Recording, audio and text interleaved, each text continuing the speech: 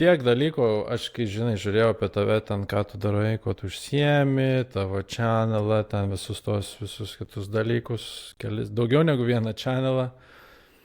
Bet man užstrigo paskutinis dalykas, ką tu dabar darai, tai yra tie bėgimai, ten kaip už vėžį, prieš vėžį, už vėžį, prieš, prieš vėžį. Tai kaip va, tu į tą dalyką įsisukai ir kodėl tu tai darai? Jo, tai šiaip bėgimas mano gyvenime atsirado prieš gal 1,5 metų, gal 2 metus, bet aš iš tikrųjų buvau labai prieš bėgimą. Aš buvau iš tų žmonių, kur sakė, niekada nebėgs, maks 300 metrų, bėgimas, geriau bet ką kitą. Žodžiu, aš buvau tas tipinis bėgimo hateris. Ir tada tiesiog, taip, visiškai. Ir tiesiog mieste, kuriame gyvenu, buvo labai fainas bėgimo klubas, kurie susitikdavo 2 kart per savaitę, labai neoficialiai, neformaliai, social toksai pabėgimas 5 kilometrų ir aš galvoju, okei, reikia man pabandyti. Ir tuos 5 kilometrus ten su 2 sustojimais nubėgau, aišku, buvo žiauriai sunku, ten per 7 kem 1 kilometrą, žinai, kur realiai eiti yra greičiau, bet aš bėgau ir galvoju, okei, nebuvo taip blogai. Ir žinai, tada pradėjau bandyti 3 kilometrus nubėgti vienu įkvėpimu, tada 5, tada 6, tada galvoju, okei, čia visai man juda, tada susigadinau nugarą Lietuvoje, turėjau biškai padaryti pauzę, tada grįžau į bėgimą. Ir tada nubėgau 10 ir galvoju, wow, aš nubėgau 10 be sustojimo, kaip crazy. Ir žodžiu, man tas bėgimas tapo kažkokia tokia, nežinau, net toksai gal sportas, kur jisai ne tik sportas, bet ir tau kažkaip padeda pailsėti mentaliai. Nežinau, tavo protui padeda pailsėti, žinai, Taip, tas išbėgimas toksai. Ir Taip. ir aš galvojau, kaip būtų faina kažkaip tą bėgimą padaryti ne tik bėgimą, bet gal tokį kaip ir didesnę kažkokią prasme tam bėgimui suteikti ir aš galvojau, noriu pasikviesti gal draugų kartu pabėgioti ir panašiai. Ir tada visiškai netyčia į mano Facebook'o feed atsirado Cancer Research, tiesiog jų postas būtent apie tai, kiek žmonių serga vėžiu, ką jie tas Cancer Research daro, kokius tyrimus bando atlikti, kad užkirsti kelią vėžiui tam tikrom formom, suprasti, kaip jisai veikia. Ir taip yra, kad mano močiutė prieš kelis metus mirė nuo vėžio labai greitai. Labai tas vėžys tiesiog staigiai ją realiai ten per metus laiko visiškai sunaikino. Mano draugo Vatigno mama mirė, kai jai buvo ten 40 keli metai, irgi labai staigiai. Jo dėdė, jo antros eilės pusbrolis vasarą mirė. Tarsime, labai daug žmonių mirė nuo vėžio. Ir kažkaip man netrodo, kad tie skaičiai mažėja, nežinau, aš tikslios statistikos nežiūrėjau, bet aš labai daug pažįstu žmonių, kurie yra su to vėžiu susidūrę ir matau Instagram'e vaikų, kurie per tai eina, kas yra visiška tragedija. Ir pagalvojau, kad tas toksai gal iš šalies žiūrint mažas dalykas, vienas žmogus bando čia surinkti 100 svarų, žinai, ir tada aš pasižiūrėjau, kad jie turi 100 tūkstančių žmonių, kurie tą daro, kad susijungia į tą vieną mėnesį labai daug žmonių, kurie bando tą 100 svarų surinkti, o kažkam pavyksta ir daugiau negu 100. Ir tada tu labai matai, kad ten, žinai, už 50 svarų gali nupirkti ten 100 kažkokių mažų tų buteliukų, kuriuos naudos tiem tyrimam. Tai jeigu tu surinki 200, tai jau tu gali ten kažkokį kitą dalyką nupirkti, kas labai fiziškai yra. Nu, tu iškart gali, vat šitą, už šitą sumą gali tiek. Ir kažkaip pagalvojau, kad vis tiek aš bėgu, anyway, aš vis tiek tą darysiu. Ir kažkaip pagalvojau, kad būtų labai įdomu prisijungti ir iš tikrųjų labai buvo įdomu, nes daug žmonių parašė savo istorijas, pasidalino, kai ką įkvėpiau bėgti ir jie patys nusprendė bėgti, kas man atrodo labai faina iš tikrųjų. Ir dar vienas dalykas, aš manau, kad mūsų visas internetas yra taip užpiltas, tiesiog užlietas negatyviom informacijom, negatyviais dalykais, kur tu šiek tiek žiūrėdamas ir būdamas tame truputį prarandi viltį. viltį bet kam. Mhm. Ta prasme, viskas labai blogai.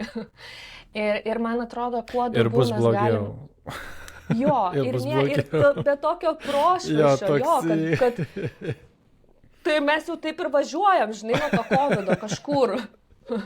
Tai man atrodo, kad mes kiekvienas galim nuo savęs pradėti ir tą srautą, žinai, negatyvumo bandyti skiesti su kažkokiais kitais dalykais ir į tą jungti žmonės, nes žmonės tokie yra, jie kaip pamato, jeigu juos sudomina, jie nori pabandyti, jie nori patys prisidėti ir tada nejučia, man atrodo, tas kažkoks pozityvus dalykas ar kažkoks keičiantis dalykas, geras dalykas auga. Ir šiek tiek tą visą negative feedą praskėdžia. Tai toks ilgas atsakymas į tavo trumpą klausimą, bet jo. Labai geras. Taip pat kažkaip, jo. Davėjai man dabar, žinai, beženytą galvoju, o, čia geras, duoda tokius tikus, ką toliau paklausti.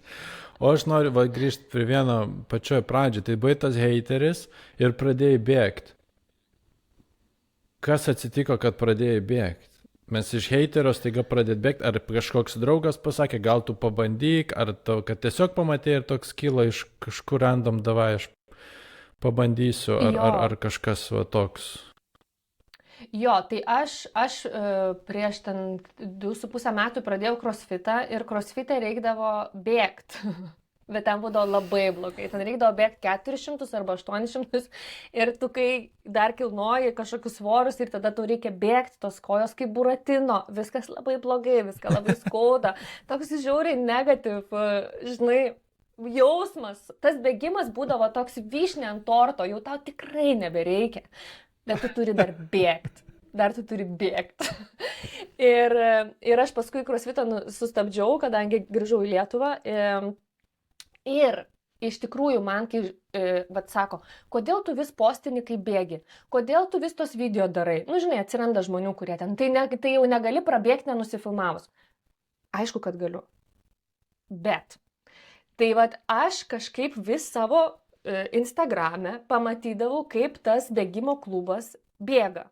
Kaip jie fainai ten tos 5 km susitinka šeštadienį prie upeliuko, prasibėga, paskui išgeria kavytės, pasikalba, galvoju, Jėzu, čia visai faina community. Ir plus, kai jau tu darais vyresnis, yra sunkiau draugų susirasti, nu toksai jau, nežinau, visi jau su savo ratais kažkokiais, o čia staiga tau bendruomenė, prašau, žinai, tokia patiekta tiesiog, žinai, ir aš galvoju, kažkaip vieną kartą pamačiau, negalvoju, nu ne man, čia 5 km, aš 400 metrų nenubėgau, wow.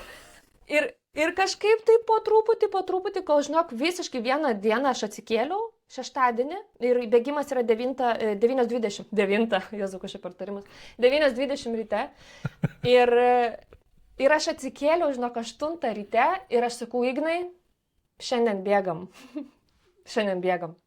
Ir viskas. Ir nuo to Ignas toks, okei, bėgam.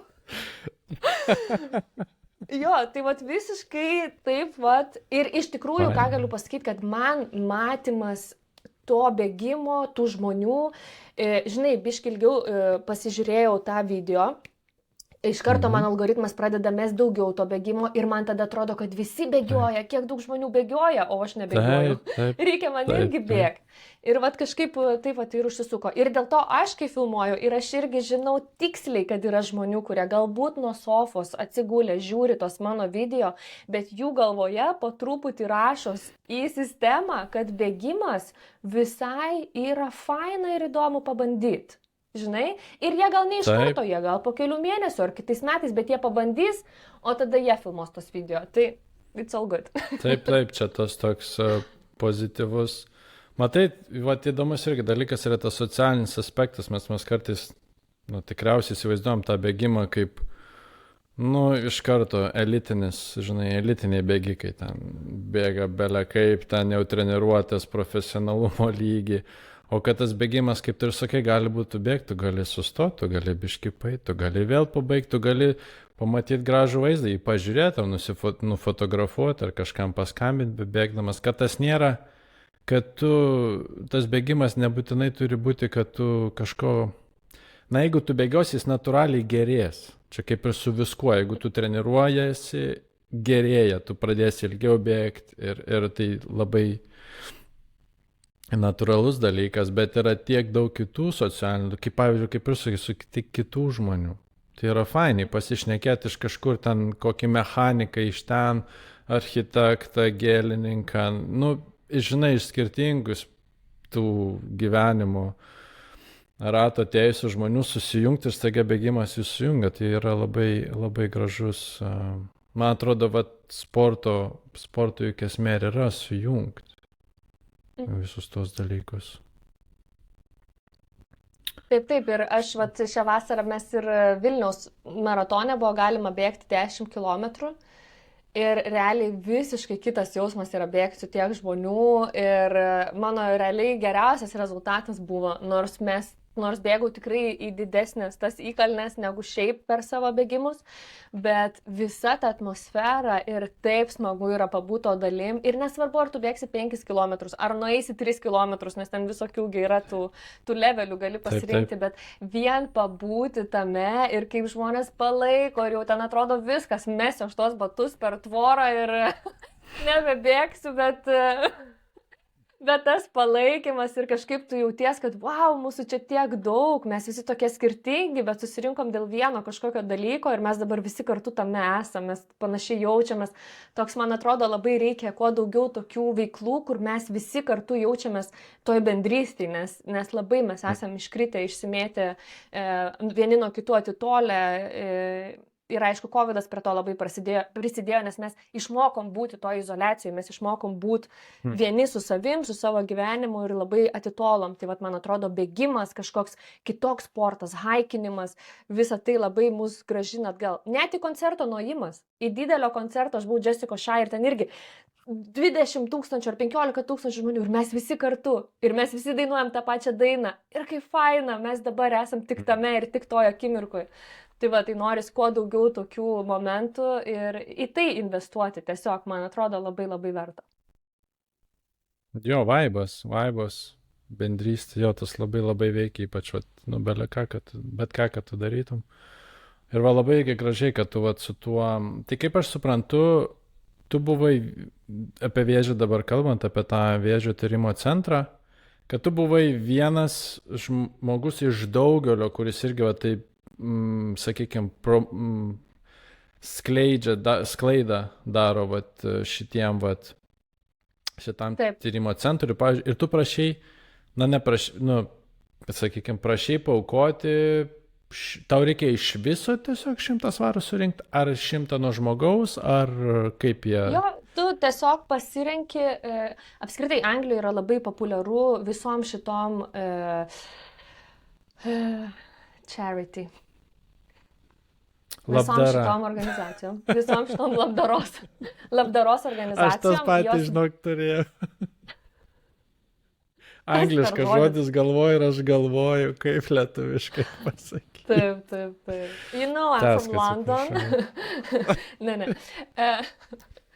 Taip, šitos labdaros organizacijos, jos visos iš tikrųjų daro šitokius kaip mėnesius, kai jie kviečia žmonės jungtis. Pavyzdžiui, šį mėnesį mes nueisim 30 mylių į dieną po mylę ir taip bandysim raising awareness kažkokiai lygai ar rinkti pinigus kažkam. Tai Cancer Research irgi tą daro.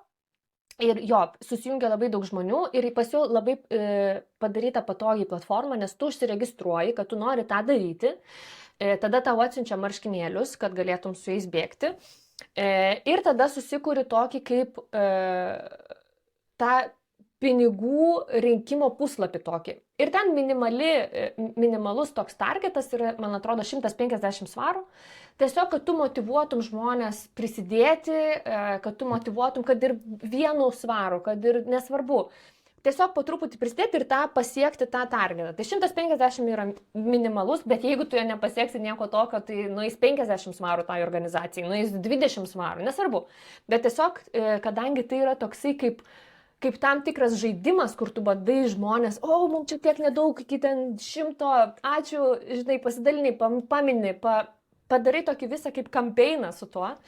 Ir tu gali paskui keisti tą targetą. Tai aš pasiekiau 150, tada padariau 200, tada 250 ir dabar paskutinis targetas yra 300. Tai vad gal jį pasieksim, gal nepasieksim, bet kad ir kiek mes pasieksim, tie pinigai nueis Cancer Research ir jie galės juos panaudoti būtent savo veikloje, siekiant kovoti su vėžiu. Ir tokių žmonių, kurie bėga, per visą Angliją, manau, bus tikrai labai daug. Tai tas pokytis, jisai tikrai bus didelis ir reikšmingas bendraja prasme. Taip, bet čia yra tas dalykas, kad kai ir labai veiksmingas, sakyčiau, kai po nedaug. Kad, sakykime, kaip tu sakai, 100 svarų ir jeigu yra tų 100 bėgikų, tai kiek čia bus 10 000 jau svarų? Ar 10 000. Ir labai greitai užauga tai.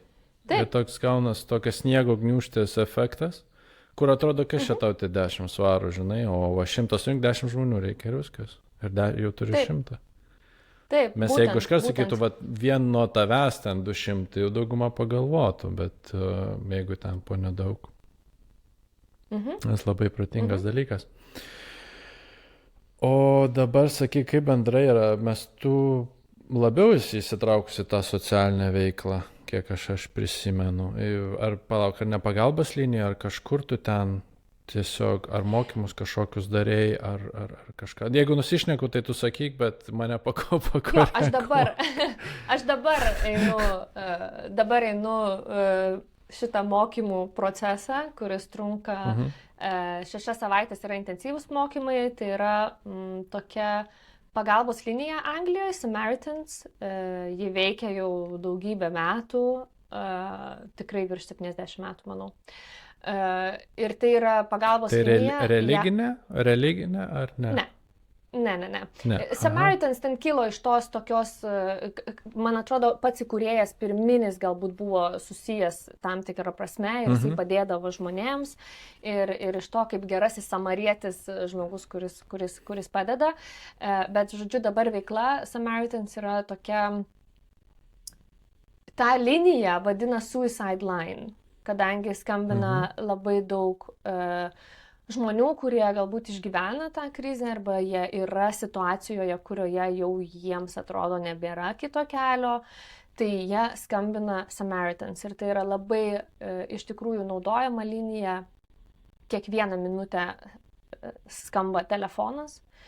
Ir kodėl aš nusprendžiau tapti savanorė šitoje organizacijoje, tai aš šiaip turiu asmeninės patirties su labai artimai žmonėm, kurie išgyveno iš tikrųjų labai labai sunkius periodus. Deja turiu ir pavyzdį, kur jau ir nebesusitvarkė, deja, ir nebėra su mumis. Tai kas mane labiausiai paveikė, kalbant apie tos Samaritans, tai yra, kad normaliai, jeigu skambintum dieną, pavyzdžiui, dabar, ragelį pakeltų per turbūt 10 sekundžių. Kažkas atsilieptų kitam laido gale maždaug per 10 sekundžių. Savaitgaliais, naktį, anksti ryte gali tekti laukti pusvalandį arba 40 minučių, kol tau kažkas atsilieps. Tai kiekviena minutė, būnant situacijoje, kai tau atrodo, kad išeities nebėra, yra labai labai svarbi. Ir tiesiog pagalvojau, kad, žinai, aš daug tų veiklų darau ir su marketingu dirbu, ir paaktoriauju Lietuvoje, pavaidinu, ir, žodžiu, visa tai yra labai labai faina ir tai aišku turi tam tikrą prasmę ir suteikia tam tikrą prasmę vienaip ar kitaip. Bet aš pagalvojau, kad o ką dar mes galim vieni dėl kitų padaryti? Kas dar yra tokio labai apčiuopiamo ir gero, ką mes galim padaryti. Tai man atrodo duoti savo laiką nemokamai kažkam, kam jo labai labai reikia. Ir iš tikrųjų, toj Samaritans visoje šitoj veikloje yra labai svarbu klausytis ir išmokti klausytis. Ir man atrodo, tai yra toks geras skillas, kurio kurį labai lengva pamesti ir prarasti šitam tokiam garsiam ir užimtam pasaulyje, o kartais tiesiog iš tikrųjų sulėtėti ir pasiklausyti, įsiklausyti į tą žmogų, nebandyti jo pakeisti, nebandyti jam kažkaip paaiškinti, nes tu žinai geriau. Aš tą turiu. Žinai, kalbi su draugais ir draugas kažką tau papasakoja ir tau nori sakyti, oi, tai čia eik tu, taigi čia Jėzau, čia išspręsim, taigi čia dabar taip ir viskas, žinai. Bet nėra taip. Mes nesam to žmogaus gyvenime, mes nesam jo batose, mes nesuprantam ir kartais mums tiesiog reikia patylėti ir pasiklausyti. Ir tai va, tai aš apie pačius mokymus daug kalbėti negaliu, nes tai konfidenciali informacija, kadangi žmonės skambina. Labiau man buvo įdomiau, buvo iš tikrųjų, tavo tas pasirinkimas. Jo, ir aš dėl to ir pajaučiau, nes aš labai norėjau jaunimo linijoje savanoriauti, bet tada išvažiavau iš Lietuvos ir jau nebepavyko man to padaryti. Ir pradėjau tiesiog ieškoti, kas panašaus yra Anglijoje. Tai va, Samaritans linija yra skirta visiems žmonėms ir pagrindė skambina suaugę žmonės. Nes jaunimo linija jinai yra skirta jaunimui, o čia va skambina suaugę žmonės. Ir kas labai yra įdomu, kad skambina labai daug vienišų žmonių ir tas rodo, kad tų vienišų žmonių skaičius jisai daugėja, nes žmonės senėja, vis mažiau žmonių gimdo vaikus, tai reiškia, kad vis mažiau tų, supranti, natūralus toksai procesas gaunasi ir gaunasi labai daug vienišų žmonių, kur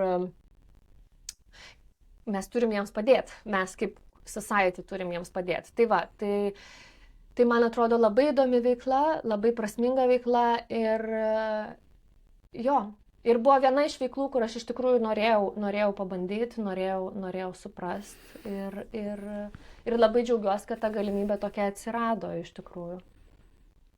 Tai gal čia grįšim vėl, pas tave yra toks labai gražus noras, vat ką aš galiu padaryti, ką aš nuo savęs pradėto, kaip yra tie mokymai, kur man labai patinka iš budizmo ateinantis, kad ne pasaulį keisk, save keisk. Ir man tai labai gražiai patinka, apie ką tu dabar kalbė. Ir irgi va tokios mintis, kai kalbė apie tą patylėjimą, pasiklausimą, kadangi yra tiek daug triukšmo šių dienų pasaulyje, informacinio aplinkui ir visokio kitokio. Ir kartais, kai tu klausai, ar nėra buvę, kad pagauni, kad tai tau tinka, arba kai žmogus pasakoja, kad atliepia kažkokį tavo vidinį dalyką, mes būna besiklausant, tie žmonės toks kaip atspindys gaunasi, tu galvoji, o, wow, apie tai nepagalvoju, arba apie tai, kad tai neatėjo į mano, toks labai irgi gražus dalykas, kaip tas posakis, į kito batus apsiauti.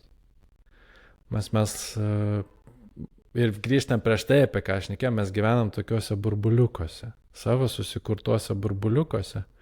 Ir net ne kartais, dažnai nežinom, jeigu kaimynui kažkas negerai, ar tu tų dalykų gali net nematyti. Kaip tau viskas, man viskas gerai ir po kelių dienų ten nusižudė. Kaip pavyzdys. Taip, ir taip būna, taip. Mes aš galvoju, kad... Sakyk, aš po to pasakysiu. Gerai, bet nepamiršk. Aš galvoju, žinai, dar yra tas toksai momentas, kad mes labai esam, aišku, įsivėlę į savo buitį, į savo kasdienybę, į savo labai svarbius didelius reikalus, į savo labai didelės dramas, kurios labai svarbios yra. Ir jos yra svarbios, bet iš tikrųjų, man atrodo, yra labai sveika truputį atsitraukti, taip, išlipti iš to ir pasižiūrėti šalies, jeigu tik yra įmanoma. Gerai, kas čia dabar vyksta? Žinai, tokius checkpointus, reality checkas, žinai, kai tu galvoji, kaip čia labai blogai kažkas mano ten gyvenime vyksta. Aš aišku nekalbu jau apie suicidinius kažkokius dalykus, bet šiaip tau gyvenime atrodo, oh my god, drama, viskas, žinai, kaip, čia išmetė mane iš darbo ir dabar viskas sugriuvo. Ir aš labai gerą kažkada žiūrėjau podcastą ir jame sakė, yra toks dalykas. Ar aš galiu kažką dabar pakeisti? Realiai šitoje situacijoje, ar aš galiu kažką pakeisti? Jeigu galiu, tai keičiu. o jeigu negaliu, viskas, mes važiuojam toliau. Žinai, tai va kažkaip taip atsitraukti truputėlį ir tada, kai mes atsitraukiam, man atrodo, tada mes galim pastebėti ir kitą. Tada mes galim pastebėti ir kito skausmą, mes galim pamatyti, kad kažkaip tas mano bendradarbis, kuris šiaip visą laiką juokaudavo ir kalbėdavo, dabar staiga jisai net neteina kavos atsigerti ir sėdi vienas. Ir labai daug nereikia, užtenka tiesiog paklausti, ar viskas gerai, ar kaip tu jautiesi, bet iš tikrųjų kaip tu jautiesi. Mes labai esame tokie, ypač Anglijoje, tai čia how are you, visi how are you, visi ok, o iš tikrųjų nieks ne ok, nieks normaliai nepasisako, nieks nekalba, labai yra tas toks, žinai, paviršutiniškas kažkoks, bet iš tikrųjų paklausti, sustoti ir paklausti, kaip tu iš tikrųjų jautiesi, ar tau viskas gerai yra. Ir nebijoto atsakymo, nes man atrodo, mes labai dažnai jaučiamės nepatogiai ir mes tada nebežinom, ką daryti. Žinai, mano draugė, va dabar grįžtant į bėgimą truputėlį, čia taip va susisies gražiai, jinai pasakojo, kad jai buvo krūties vėžys ir jai pašalino viską ir jinai dabar kaip ir yra cancer free ir eina per visą tai ir vieną iš savo bėgimo aš jai ir paskyriau už tą jos stiprią kovą. Bet jinai pasakė man labai liūdną dalyką iš tikrųjų. Jinai pasakė, kai aš išgirdau diagnozę, aš realiai likau viena. Viena, nes žmonėms buvo per sunku su jos diagnoze. Jiems buvo per skaudu ir tas kito žmogaus skausmas tau pasidaro pačiam toks didelis, kad tu pradedi galvoti, aišku, apie save, o tai ką aš pasakysiu, o tai kaip čia dabar, o tai kaip man čia dabar elgtis, žinai, kažkas verkia, o tu vandens pasiūlai, nes nežinai, ką daryti. Bet nereikia nieko daryti, nereikia nieko sakyti, tau reikia tiesiog pabūti šalia su tuo žmogum, leisti jam pabūti jo emocijose ir pačiam pabūti kartu su juo, kas nėra lengva.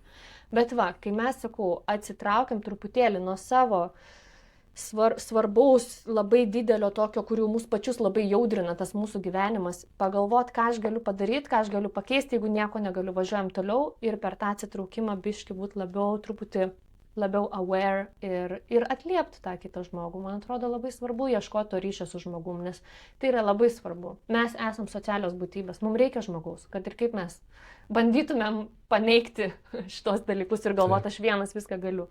Vienas gali daug, bet ne viską. Jo, labai daug gražių minčių pasakėjai. Žinai, apie tavo tiesiog pabuvimą vėl su mano...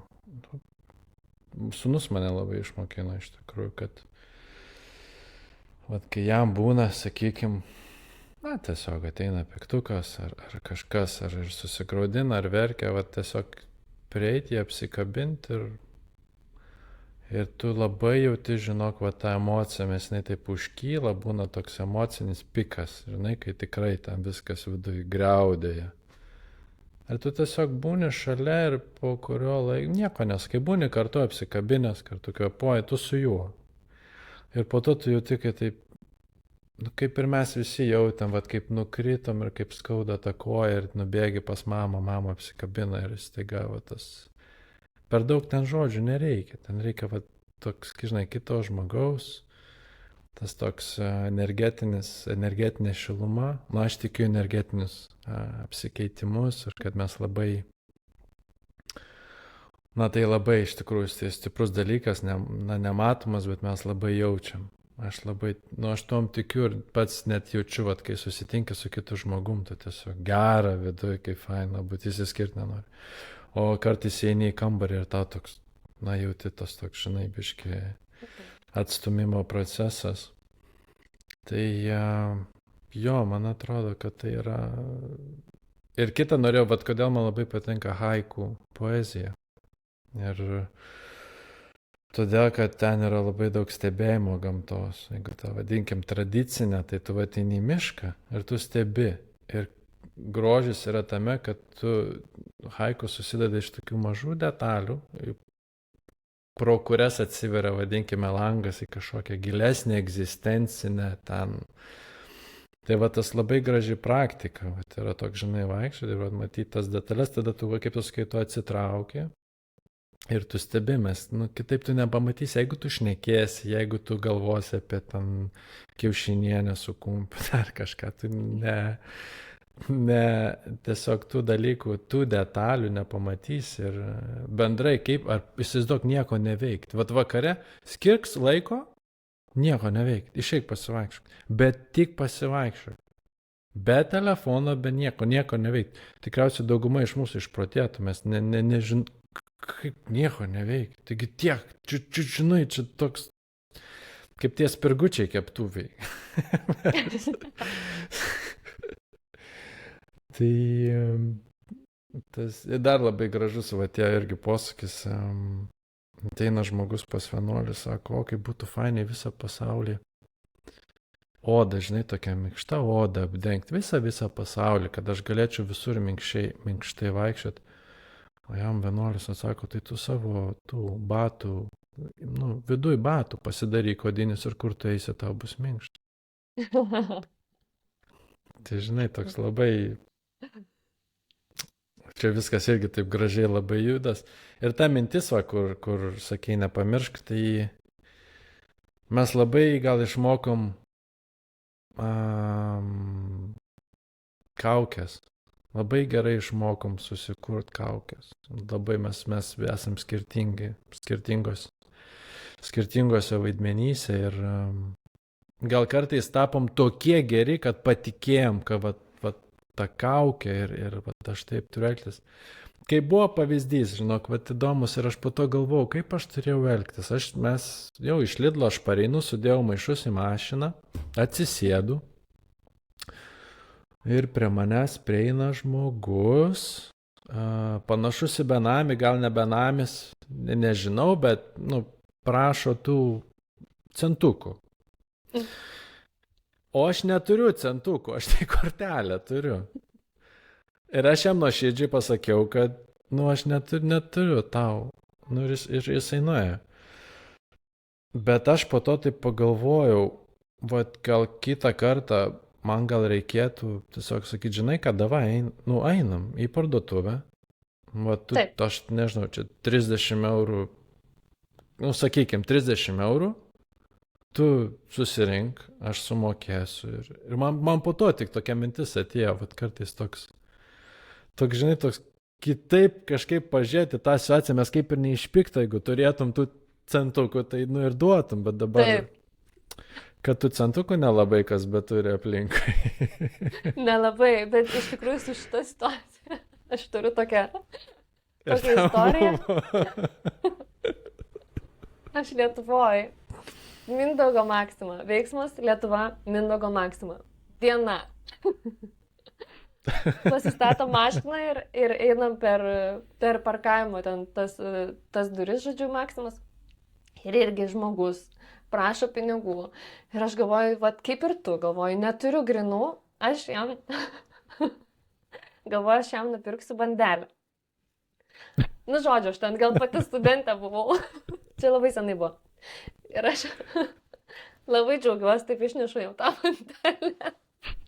Ir jis tiesiog metė tą bandelę į mane.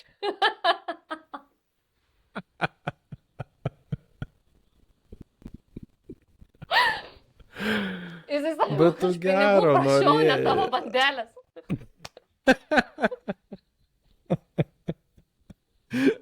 Bet čia yra, aišku, kitas aspektas, mes tikriausiai norėjo kažko degančio. Žinok, bet aš taip gerai atsimenu, aš tą bandelę jam atidaviau ir tokia patenkinta, einu ir parskrenda tą bandelę man į galvą.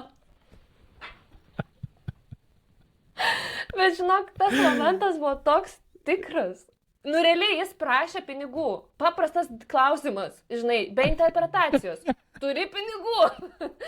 Jis neprašė maisto, jis nieko. Turi bandelių.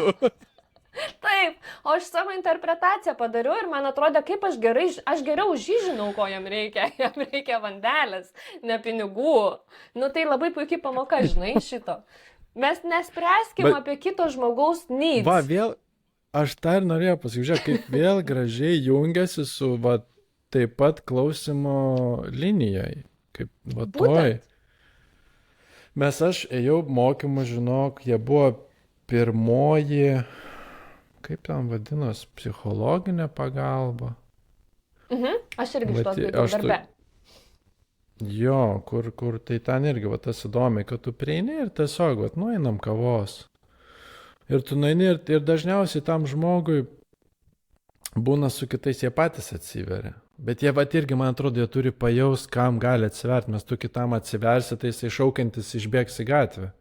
Ir dar visiems papasakos pakeliui, žinai, koks čia kukų šnekėjau. Tai čia labai irgi tas svarbus aspektas. Taip, ir dar kas yra iš tikrųjų svarbu, aš irgi tos kursus ėjau, mental health darbo vietoje, tokie buvo kursai, žodžiu, kaip darbe elgtis ir pastebi. Jo, bet tokį norėčiau galbūt pridėti komentarą, ko nebuvo iš tikrųjų tose mokymuose, bet manau yra labai svarbu. Tai jie kalba apie tai, kad vat, reikia skirti dėmesio, paklausti to žmogaus ir panašiai, bet kas yra labai svarbu, tai informacija, kurią tas žmogus tau gali pasakyti, jinai gali būti bet kokia, jinai gali būti labai stipri, jinai gali būti prasilenkianti su tavo kažkokiais, kas tau atrodo normalu, gerai ir panašiai. Tu turi būti pasiruošęs išgirsti tą informaciją iš kito žmogaus. Ir kad ir kokia ji būtų, ir gali būti jinai labai skausminga, ir žmogus gali pasidalinti kažkokiais labai skausmingais dalykais, tai irgi turi truputėlį pagalvoti, kaip tu tuo momentu tą informaciją priimsi. Ir būtent, kad nesigautų taip, kad ką tu čia, žinai, bėgiai, skambini jau, žinai, jau skambini 112 reportuoti, žinai, ar ten medikams skambini, ta prasme, turi irgi toj situacijoje išklausyt. Iš pradžių išklausom. Susitvarkyti, jo. O tada žiūrim, kokius veiksmus galim atlikti, o ne iš karto reaguoti. Ir žinai, ne veltui yra... Bandelių nepirkti iš karto. Bandelių nepirkim, jeigu mūsų neprašo. Labai paprasta tiesa, iš tikrųjų. Paprastas dalykas, žinai. Ir jo. Jo, dabar ateina kitas, dabar biškai šoksim, bet man labai yra įstrigęs, ką tu sakei ir per vieną iš mūsų susitikimų. Tai tu sakei, kai tu atvažiavai į Angliją, į Londoną, tu pasijauti kaip mergelė Marija. Kas buvo labiausiai gal tave, kokia buvo ta industrija ir kas labiausiai tave šokiravo? Ar tas, kad sakoma tiesiai šviesiai į akis, ar kad, vat kas buvo tokio, kad tave buvo po Lietuvos atvykusi į Angliją, tau buvo toks, žinai, wow, aš, tam kaip ir jauteis šoką tokį, kaip aš suprantu, gavai. Jo, tai Anglai šiaip nėra, aišku, čia labai dabar stereotipiškai, žinai, anglai taip daro, o lietuviai kitaip daro. Nėra visi, nėra, viskas yra, žinai, pamodifikuota, bet iš tikrųjų, kas man buvo šokas, tai dabar jau manęs nestebina ir aš matau, kad ir Lietuva jau truputėlį prisivėja tam tikrose temose tą laisvę tokį ir panašiai, bet man atvažiavus, aš tikrai neturėjau kažkaip draugų ir aš bandžiau susirasti tų draugų ir teko parsisiųsti visus, žinai, deitinimo appsą, bet bandyti tą deitinimo appsą kažkaip panaudoti tiesiog pažinčių rato plėtimui, žinai, kas man atrodo labai normalu. Jeigu tu aiškiai pasakai, kad aš ieškau draugų, tiesiog draugų, tai žmonės taip ir atsilieps, ane? Wow! Jaučiu, kad ne. No. Tai žinok, wow, kokių aš susilaukiu žinučių, tiesiai šviesiai, su ten fotkėm. Aš galvoju, wow, čia yra legalu tokius dalykus siūsti ir taip kalbėti. Burnas eigiant plaut su muilu. Žinai, aš tokia tikrai pasijaučiau, nors aš nesu nei kažkokia labai čia tokia... bet wow. Ir iš tikrųjų ta laisvė tokia, aš atsimenu, dirbau, mano pirmas darbas buvo, kadangi su aktoriniu labai sunkiai ten, žinai, pradžioj sekėsi, tai aš dirbau parduotuvės asistentė, ten moteriškų prabangių rūbų asistentė pardavimo, buvo tragedija tas darbas ir realiai buvo labai blogai, bet aš turėjau bendradarbę, kurią mačiau lygiai pirmą kartą 10 minučių ir jinai man išklojo savo vakar dienos, žinai, nuotykius ir su labai smulkmenom detaliom tie nuotykiai jos buvo. Ir aš galvoju, wow, mes taip kalbam, mes be jokio filtro vieni kitiem pasakom tokius dalykus. Tai mane tas labai nustebino iš tikrųjų, nes šiaip žmonės nėra čia labai atviri. Nu, ta prasme, vat kaip sekas, gerai, viskas, pokalbis pasibaigia. Jie neina į kažkokią, arba man kažkas nepatinka ir aš pasakysiu, kad man kažkas nepatinka. Ne, jie ten sugar coatings, shit sandwich darys, žinai, ten tau pasakos, kaip tu čia gerai, ten, bet galėtum biški kitaip, nors realiai tragedija, žinai, kas padaryta. Tai jie šitoj vietoj nemoka tiesiai šviesiai, nei jie moka priimti tiesiai šviesiai, nei jie moka patys tiesiai šviesiai. Bet kažkokios va tokios kitos temos, tai jiems yra labai, tikrai, ir man tame buvo šokas, nes aš, nežinau, ten eini šeštadienį 11 vakare ir realiai ant gatvės tiesiog voliojasi žmonės, girti, merginos, pėdkelnės šalia guli, ten, nu, kažkoks toksai, oho, jie labai greitai švenčia. Jų šventė būna greita, jinai pasibaigia greitai, įspūdingai. Tai, nu tikrai, aš sakau, o Dieve, mes 11 dar net nebūnam iš namų išėję. 11 čia dar tik prasideda. Nu, 11 jau mes taip judam link miesto, žinai. Ta prasme, jo, judi. Nu, o 6 su pirmu autobusu grįžti namo, žinai, nes normaliai turi laiko pašokti, pabūt. Ne, čia labai greitai, čia labai toksai, žinai, tas toks naktinis gyvenimas yra labai ir man tas buvo nauja, aš buvau tikrai labai... Man nesinori sakyti, kad tai yra kažkoks blogas elgesys ar geras elgesys. Jis nėra nei blogas, nei geras, jis tiesiog toks yra. Bet mane tai tiesiog šokiravo, nes aš visiškai nebuvau mačius to. Aš aišku, gal ir Lietuvoje kitokiose vakarėliuose būdavau, gal ir Lietuvoje taip buvo, žinai, panašus dalykai, bet man tai buvo labai nauja, kad, čia taip galim tiesiog susitikę, žinai, kaip kalbėti. Net nenoriu sakyti, bet žodžiu. Tai jau tau pavyko rasti draugų?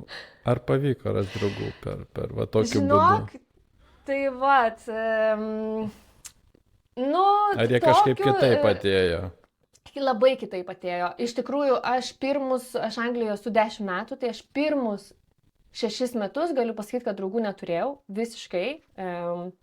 Tiesiog turėjau savo partnerį, su kuriuo mes susitikom čia, tai mes buvom dviese tiesiog viens kitam draugai. Aš savo draugų ratą susikūriau per paskutinius 3 metus, kai pradėjau daugiau savanoriauti su pagalba Ukrainai, ten atsirado ratas žmonių, tada pradėjau dirbti su jaunimu Anglijoje, su marketingu, iš ten atsirado žmonių. Ir dabar galiu pasakyti, kad šią vasarą, kai važiavau namo į Lietuvą, aš pirmą kartą pajaučiau tokį jausmą, kuris man buvo labai naujas, nes aš niekada taip nebuvau jautusis. Aš pajaučiau, kad aš labai norėčiau savo gimtadienį, kuris yra vasarą, švęsti Anglijoje. Aš niekada tokio jausmo neturėjau, aš visą laiką norėdavau grįžti namo, švęsti su savo draugais Lietuvoje. Ir pirmą kartą šią vasarą mes darėm tokį atsisveikinimo vakarėlį ir aš pagalvojau, kaip aš norėčiau savo gimtadienį švęsti draugais Anglijoje. Iš tikrųjų, man būtų labai faina ir tada pajaučiau, kad Čia jau didelis Anglija mano lūžis iš namai. tikrųjų. Jau Anglija mano namai, jo. Tai dabar galiu pasakyti, kad yra tų draugų labai įvairių ir kas faina, kad tie draugai ir yra tokie, su kuriais gali labai pašnekėti giliom temam ir iš tikrųjų gali paklausti, kaip sekas ir jie tau pasakys ir tavęs paklaus. Žinai, aš labai sirgau pernai metais 2,5 mėnesio, labai buvau peršalus ir turėjau gerti antibiotikus, žinai, mėnesį laiko ir tu antiek jauties beprasmiškai, kai jau tau nieks nepadeda ir tau negerėja, tu atsikeli ir galvoji, gal jau bus geriau ir tau nėra geriau ir nėra geriau. Ir buvo taip miela, kad mano draugė, jinai tiesiog į taksą įdėjo tokį sveikatos krepšelį. ir taksas man atveža ir ten, žinai, priruošta visokių ten medaus, citrinos, imbiero, saldainiukų, iškeptų keksiukų, apelsinų, citrinos, žinai, toks visas sriubos išvirus. Ir aš galvoju, va čia yra meilė, va čia yra, kai tu jauties, kad nu čia tavo namai ir čia yra tas ratas ir tie žmonės yra tavo namai, žinai, ne sienos, ne gatvė, bet tie žmonės tau padaro, tai kad tu esi namuose, žinai, ir vat po 6 metų, nu jau po 7 beveik aš tą jausmą, o realiai tai po 10, aš tą jausmą pajaučiau, kad tai yra mano namai ir iš tikrųjų kokia yra dovana taip jaustis ir turėti žmonių, kurie tau tą jausmą suteikia. Ir jo, ir tas labai labai svarbu, tai aš labai atjaučiu visus žmonės, kurie dabar tik atvažiuoja gyventi į svečią šalį.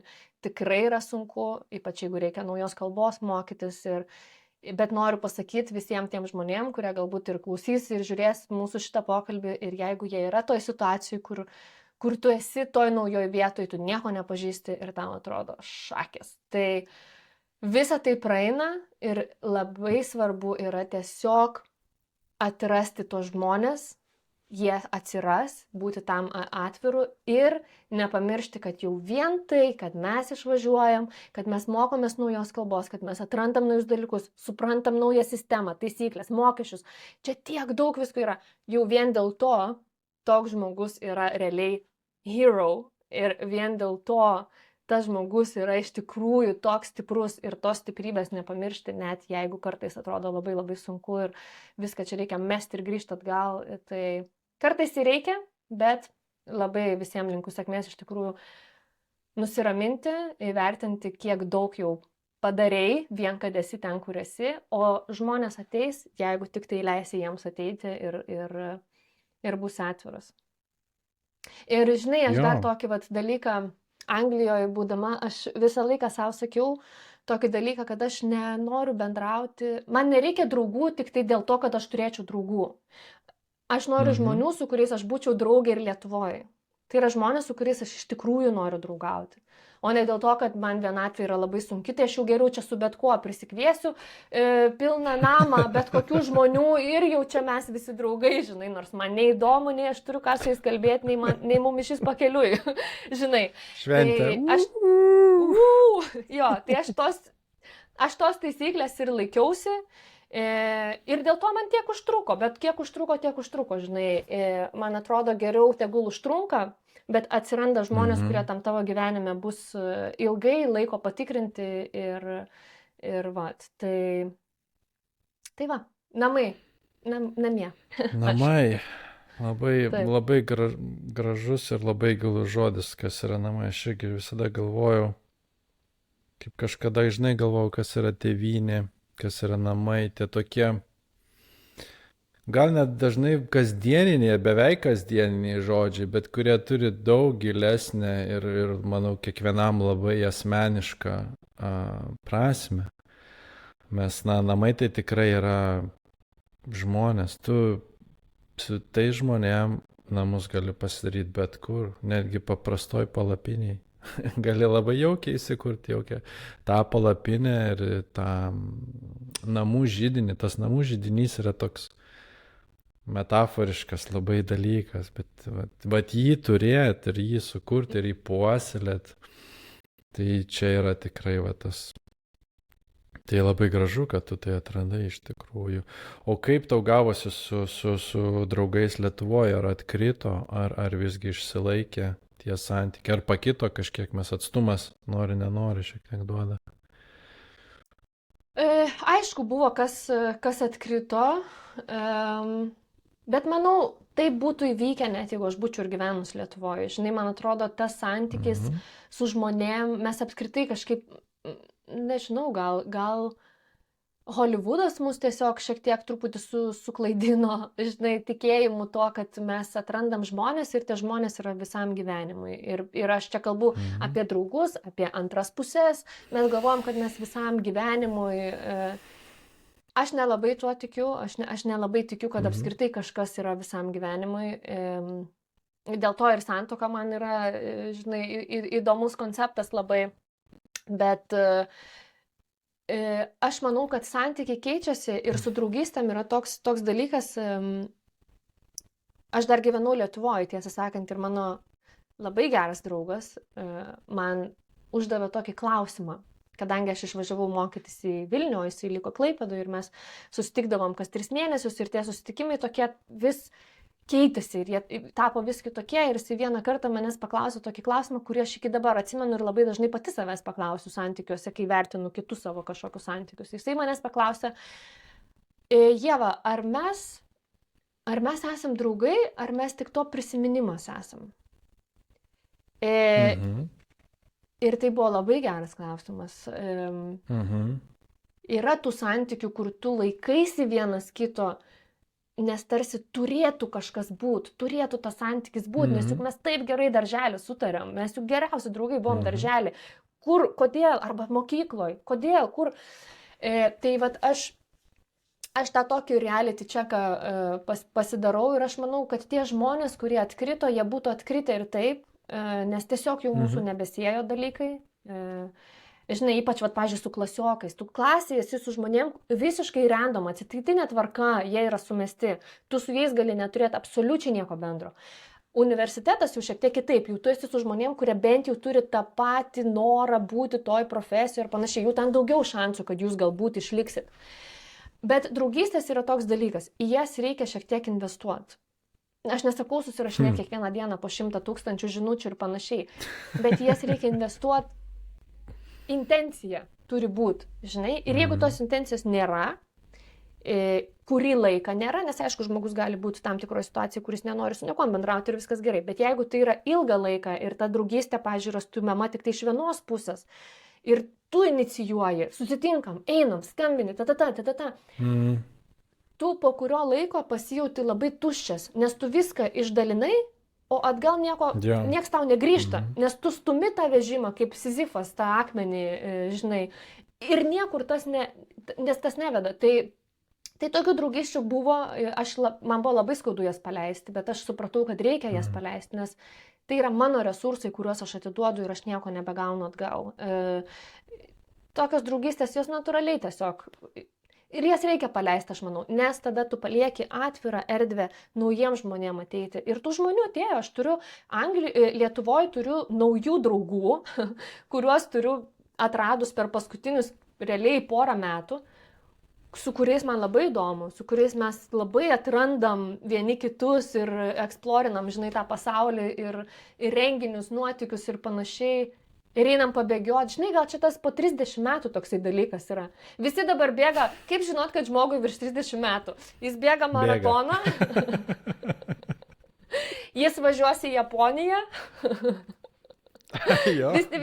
Vienaip ar kitaip jis važiuos į Japoniją, žinai. Ir galbūt persikraustis gyventi, kur šilta biški nomad pabūt, žinai. Nu, toks 30-mečio starter pakas, žinai. Ir tie draugai tokie ir atsiranda, žinai, po 30 metų, man atrodo, tie žmonės tokie ir ateina į tavo gyvenimą, kurie jau ir turi tokius panašius kažkokius pomėgius. Tai va, tai ir aš turiu tokių naujų draugų Lietuvoje, kurie mane žiauriai džiugina, man labai smagu, nes mes susitikom tokiam gyvenimo periode, kur mums reikia labai panašių dalykų. Maratono, Japonijos, nu žinai. Ir šiltų kraštų su palapinė. Ir šiltų kraštų su palapinė, taip. Ir tas yra nuostabu, žinok, leisti savo paleisti ir tada priimti, kai ateina kažkas naujo. Tai aš leidau savo paleisti, man buvo labai sunku, nes aš esu labai prisirišantis žmogus. Ir aš būtent toks esu, kur, bet tai o kodėl nebevažiuoja šitas traukinys? Aš kažką padariau, ar tu kažką padarai, o gal nieks nieko nepadarė. Mes tiesiog... Taip. Žinai. Ir dar į tą temą tokį greitą noriu pasakyti, varčiau savo užrašus, žinai. Anksčiau labai mėgdavau užsirašyti, kas gyvenime vyksta. Dabar nebedarau ir galvoju, blema, kaip gaila, nes o kaip aš per COVID jaučiausi? Žinai, koks ten buvo tas jausmas? Ir neužsirašiau ir dabar nebeatgaminu. Tai šiaip labai faina būtų vėl rašyti, reiks gal grįžti prie to. Bet kažkada labai seniai, man buvo galbūt 19 metų, aš užsirašiau tokį dalyką labai apie santykius. Labai seniai. Kiek čia 15 metų atgal? 15 metų. Ir perskaičiau, žinok, tokį dalyką, kur man žiauriai surezonavo po 15 metų. Aš jį parašiau 19, nežinau, kodėl aš jį parašiau, aš apie jį negalvoju ir man dabar jisai surezonavo, galvoju, wow, genius. Visi santykiai, visos draugystės, aš labai norėčiau, kad tai būtų, čia idealiam pasauliu, žinai. Visi tie santykiai ir visos draugystės yra kaip keliavimas Santiago de Compostela, ne? Tuo keliu. Tuo keliu tu pradedi eiti vienas, ne? Idealiai, tu pradedi eiti vienas, tu eini, pamatai kitą žmogų, kuris eina.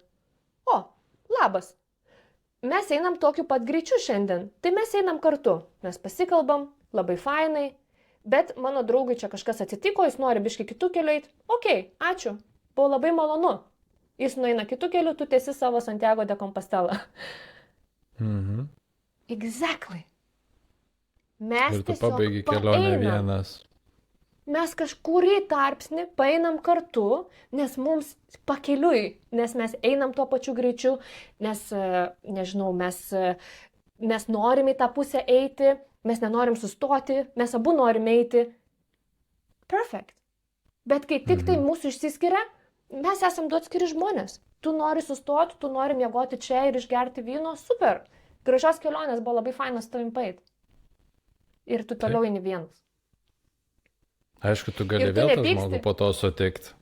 O gal tu sutiksi kažką naujo, o gal sutiksi tą patį žmogų, tu nežinai. Bet kas gražu tam Santiago kelyje, ne? Bet dabar realiam tam ėjime, kad tu nepyksti ant to žmogaus, kurį tu vakar sutik, tu nepyksti, kad jisai nebeis. Tu jam nesakai, bet palauk, mes su tavim 10 km nuėjom, kaip supras, tu nebeisi, kaip supras, tau nutrynė batai ir tu nebeisi, ta prasme, o tai aš kaip, žinai, mes taip nedarom, nes čia Santiago kelias, kurį tu eini vienas, bet sutinki kartais žmonių, su kuriais paeini. Tai man atrodo, jeigu mes galėtumėm tą perkelti į savo gyvenimus, kai mes turim su kažkuom atsisveikinti ir tiesiog paleisti vienas kitą labai gražiai, pagarbiai, padėkoti už tą laiką, kurį mes kartu nuėjom, kaip būtų gerai. Kiek mes išvengtumėm daug momentų. Jo, čia labai tas iš tikrųjų gražiai tinka, ypač su kelionėmis. Jo, praeik kelionę vienas ir pabaigi vienas. Ir šiaip keliauji visada vienas, iš tikrųjų, nors tu turi tų kompanionų, bet tu gyveni savo gyvenimą, kad ir kaip bežiūrėtum vienas. Nes ką tu jauti, per ką tu eini, tai yra labai unikalu. Ir gal kitas įdomus dalykas, kad tu nesi tokia, kokia buvo į 19. Aš nesu toks, koks buvau 19 ar 10 ar darželį. Kaip ir kartais kaip žmonės, kurie iš vis nebendravo anksčiau ir staiga jie sueina kartu. Mes pasikeitė kažkas, aišku, bendri interesai, bet tos bendros energijos, kažkur tokia bendrystė atsiranda. Ir tada tu vėl susijungi. Mes nuolat keičiamės, kokie mes būsim 50 metų, tai vėl gal visai kitokie, kur ten, nežinau, labiau gal konservatoriai, ar ten dar, ar išvis kažkur džiunglėse. Ar ir 11 vakaro jau bus labanakt, žinai, nežinosi. Su šampanu. Taip.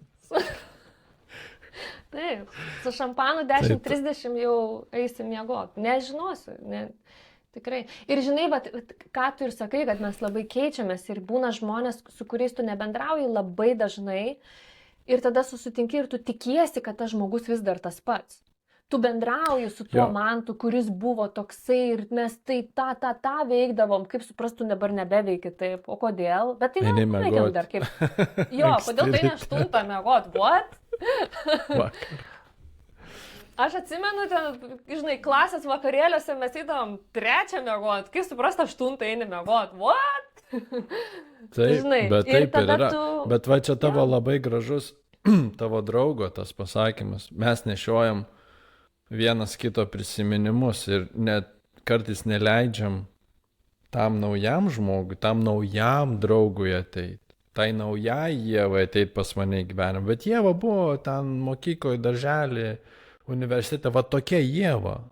Ir būna, kas gal liūdniausia, kad kiti net nori, kad tu būtum to. Bet tu, va, nu, va, žinai, va, Ieva, universitete tokia, kaž taip būk tokia. Tas toks gauna, žinai, spaudimas, kur irgi labai yra pavojingas dalykas. Mes keičiamės.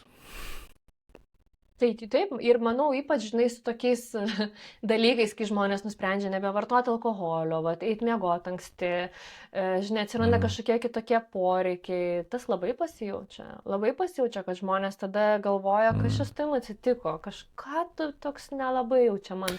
Nėra tai įdomus aspektas, kad tu nebegeri, kas su tavim atsitiko. Tu eini anksti miegot, kas su tavim atsitiko. Taip. O gal ne su manim atsitiko, o gal su tavim atsitiko. Taip. Čia labai irgi įdomus toks, žinai, kur... Su alkoholiu, tai manau, tikrai labai turėjai pajausti. Nes aš labai sumažinusi su alkoholiu, praktiškai aš negeriu jau irgi nuo praeitos vasaros, žinai, ir tikrai labai jaučias. Kaip suprast negersi vyno? Tai palauk, tai tu čia jau, jau jūs, ne? Kas su tai? Ne. Ne. Ne. Tiesiog, kaip suprast? Ir pušina. Jo, tas yra labai įdomus aspektas. Lietuvoje tai dar yra tas toks. Šiek tiek. Įdomi, žinok, man, bet aš niekada nebuvau tas piršto musikuotojas. Žinai, kaip būna, kiti mėgsta pamokslų, kažko tu nebedarai, sakykime, eini to sveikatingumo keliu, ir staiga tu pradedi tą piršto musifikavimo sistemą, žinai, tai kodėl tu valgai mėsą, kodėl tu ten geri alkoholį, kodėl, ten, žinai, visą tą parapiją pradedi musikuoti pirštais. Ką žinau, man aš ir taip juokingiausia, kad būnant kažkokiame rate žmonės galvoja, kad aš labiausiai prisigeręs ir dar galvoja, kad aš apsirūkęs. Man linksma, žinai, nereikia. Aš, kažkaip man faina, man atrodo, kad gali būti linksma, gali būti ir be to. Bet jeigu nori žmonės, tegu geria, tikrai, sakau, nemusikuosiu pirštais. Taip, aš ir sakau, žinai. Dar yra Lietuvoje kultūrinis aspektas. Taip. Tas alkoholio. Gal kažkiek jau keičiasi viskas, kaip ir. Tai jau apskritai jaunimas daug mažiau alkoholio vartoja. Čia jau yra statistika ir Anglijos, ir dar kelių šalių, kad iš tikrųjų daug mažiau alkoholio vartoja. Bet kalbant apie Lietuvą ir tą santykį su alkoholiu, aš manau, tose šaltose šalyse, kur žmonės apskritai yra tokie linkę labiau tas emocijas savo kažkaip uždaryti ir panašiai, tas alkoholis, jisai yra toksai išlaisvintojas. Žmogus taiga, oi, koks jisai linksmas, kaip jisai kalba, žinai, nes kitaip tam žmogui labai sunku yra išsilaisvinti ir su savim dirbti ir suprasti, kodėl aš toks susikaustęs, ko aš bijau, kuo aš nepasitikiu. To darbo su savim, žinai, labai sunku yra su savim dirbti. Tai manau, iš to dar ateina, žinai, tas gerimo toksai kaip aspektas, kuris tau tarsi padeda. Bet, iš tikrųjų, jis tau nieko nepadeda. Čia, žinai, tiesiog savi apgaulė tokia. Tam momentui atrodo, kad tu toks linksmesnis ir čia atviresnis. Bet, žinai, paskui atsibundi, kažko neatsimeni, gėda, visi žvengia. Kažkokių video prifilmuota, žinai, toksai...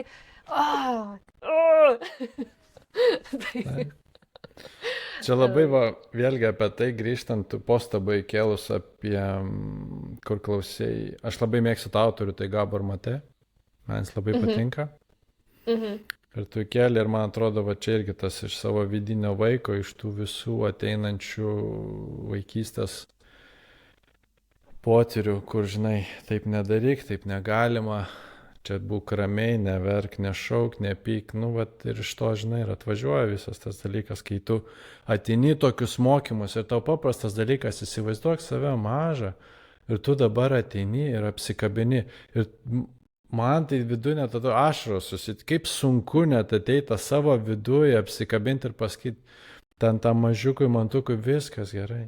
viskas gerai, aš čia, aš su tavim, aš tas niekur nepalikau, tu su manim. Ir viduj net jauti, kaip viskas virpa nuo tokių paprastų praktikų. Kiek to, žinai, Taip. meilės, to visko. Visi, aišku, gavom tiek, kiek irgi ir suprato tėvai, kiek davė. Tai čia, žinai, čia ne piršto vėl baksnojimas. Čia tiesiog mes kartai iš kartos per tai einam. Čia yra toks palikimas, kur čia, žinai, ne vakar viskas. O tai yra iš daug toliau. Ir gal čia vėl kaip judant su socialiniais, ar visuomeniai, kai vyksta kažkoks kataklizmas, ar kažkoks, žinai, pykčio proveržis, ten kažkokie streikai, ar kažkoks nepasitenkinimas, ar kaip dabar yra tie dešinių, vadinkim, Europai radikalesnių partijų ėjimas į valdžią. Tai neprasidėjo vakar, žmonių pyktis neatsiranda vakar, jis jau tai yra, žinai, metai einant atgal, kol tie žmonės augo tam tikroj socialiniai tarpiai.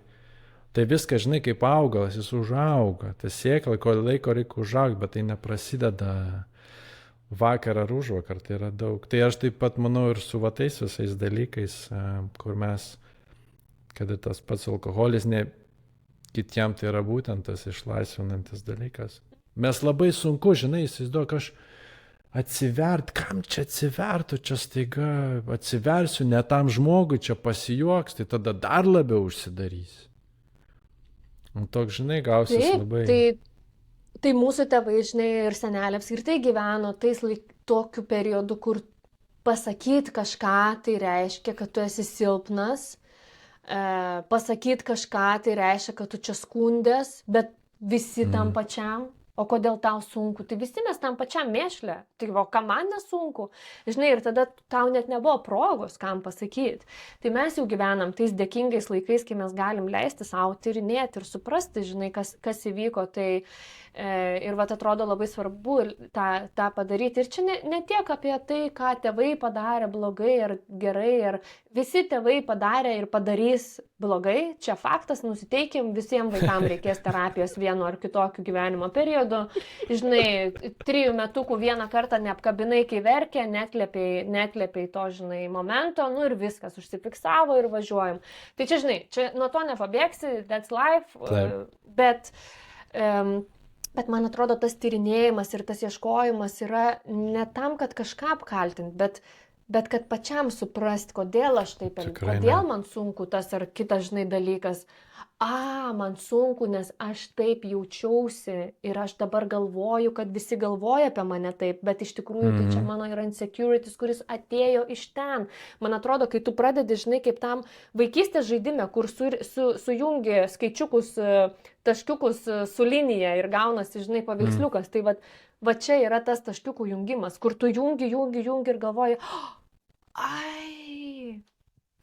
va kaip ten buvo. Ir man atrodo, tas labai gali padėti. Ir sveikinu, labai ypatingai sveikinu mūsų tėvų kartos žmonės, kurie pasiryžta tai kelioniai, tuos taškelius sujunginėti ir žengia tą žingsnį, nes tai yra labai svarbu. Jie irgi turi tam tikrus ratus uždaryti, jie irgi turi tam tikrus dalykus suprasti. Visi. Tai labai sveikinu. Čia ne amžiaus dalykas. Mes tai jau tokie esam, čia pripratę terapiją, čia biški trendi, žinai, biški mačelės pasidariau, su terapeutu savo pasikalbėjau. Žinai, mes kitaip į tą žiūrim. Tėvam mūsų yra labai sunku, dėl to aš sakau, kad aš labai sveikinu ypatingai tos kartos žmonės, kurie perlipa per save, per tą tokį, man tai viskas gerai ir leidžia savo paieškoti, kas atsitiko, kaip ten buvo ir nebijo tos kelionės, man atrodo, tai yra labai gražu ir labai svarbu. Ir vien tai gali iš tikrųjų kažkokiam vaikui padėti suprasti tam tikrus dalykus apie save, kai jis mato pavyzdį, kad ieškoti atsakymų, ieškoti pagalbos, ieškoti supratimo yra gerai. Tai ir ieškokim, skirkim tam laiko.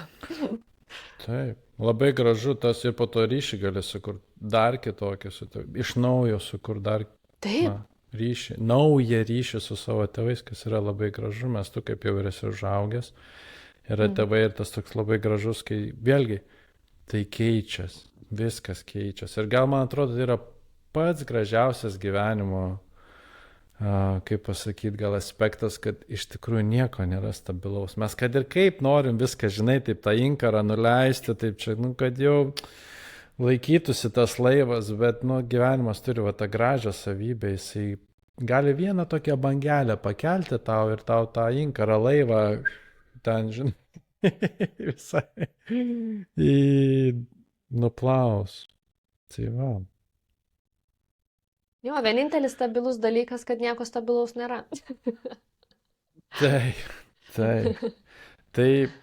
Tai va čia aš norėčiau ir labai pabaigti, man atrodo labai gera nata pabaigti ir noriu tau padėkoti ir palinkėti, kad tu ir toliau užsimtum visom tom veiklom, kad turėtum jėgų užsimti visą tą veiklą, kad pasikrautum ir toliau šviestum, matau, unikalių spinduliukų. Ačiū tau labai. Labai iš tikrųjų buvo smagu pasikalbėti.